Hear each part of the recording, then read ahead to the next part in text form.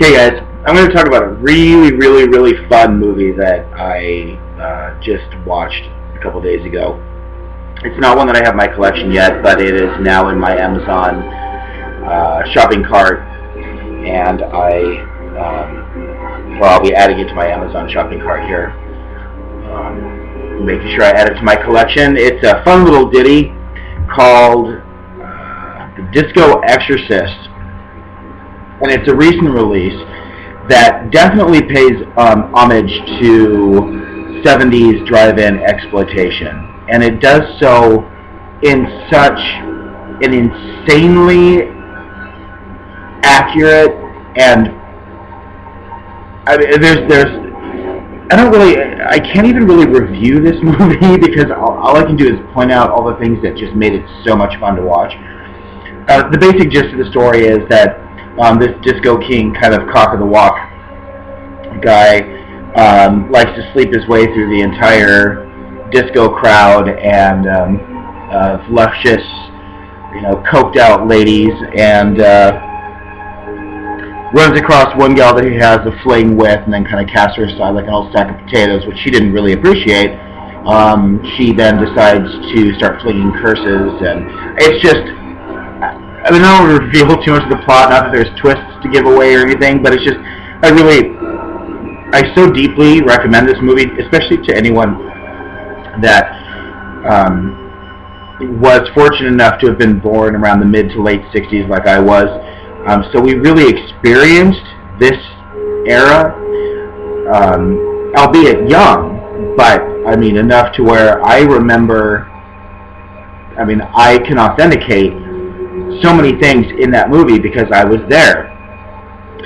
And there were a couple really super minor things in the movie that weren't quite accurate, and I know the 13th Wolfman, another fun reviewer here on YouTube, caught one of them, and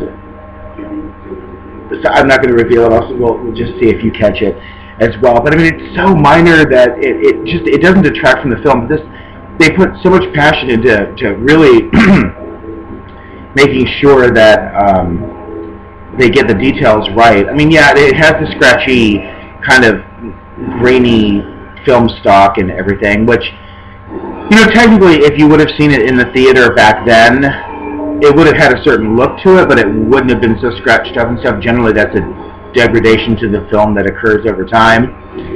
Unless you saw it at the drive-in, I remember a lot of film that was shown at drive-ins was pretty bad, but I think a lot of it had to do with the screen they were projecting it on. But anyway, super minor, but they also included that there were actual frame drops and skipping, like bad splicing jobs in certain scenes and stuff. It was just done so well. It was so much fun. I can't say enough about this movie, and it's really nice for once to watch a recent movie that I actually got such a huge kick out of that I actually want to add to my collection, because it obviously was such a labor of love, and I really look forward to seeing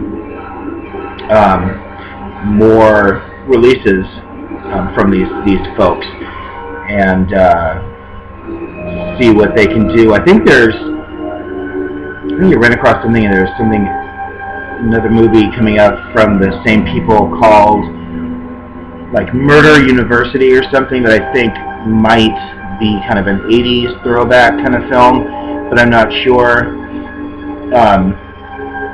And hopefully that one will be done, if it truly is an 80s throwback, which the title certainly sounds like it, but hopefully as much care will have gone into that as went into Disco Exorcist, as far as getting the details right. I know I was really pleased with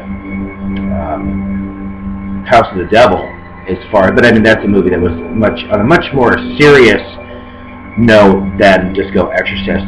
But if you haven't seen Disco Exorcist, I highly recommend, especially if you're a little bit older, especially if you ever had to wear toughskins to school.